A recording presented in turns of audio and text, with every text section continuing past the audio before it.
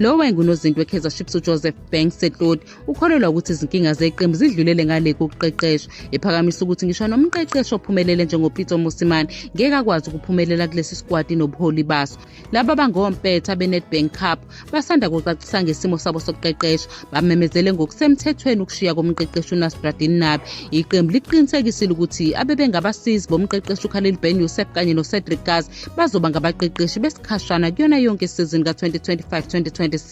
Nokho imiphumela isalokhu ixubile ngaphansi kobuholi obusha, okuhlanganisa ukunqoba okukodwa, ukudlala ngokulingana kabili nokuhlulwa kabili emidlalweni emihlanu selokhu Nabi ahamba okokuqala. Iqembu lidlule kanzima kumdlalo weCAF Confederations Cup sekukhahlelwa amapenalty, kwathi kubhethwe Premiership ladlala ngokulingana kabili ngaphambi kokuphuma kuKarling Knockout Cup sekukhahlelwa amapenalty neStellenbosch FC. uSetlodi uveza ukuthi abalandeli kumele bayeke ukufuna umqeqeshi olandelayo kodwa bagxile kubadlali. Uqhube wathi leli qembu lintula abadlali bebhola basezingeni futhi ukuletha umqeqeshi osezingeni eliphezulu ngeke kushintshe imiphumela ngoba abadlali hayi umqeqeshi okumele bangene enkundleni bawine imidlalo.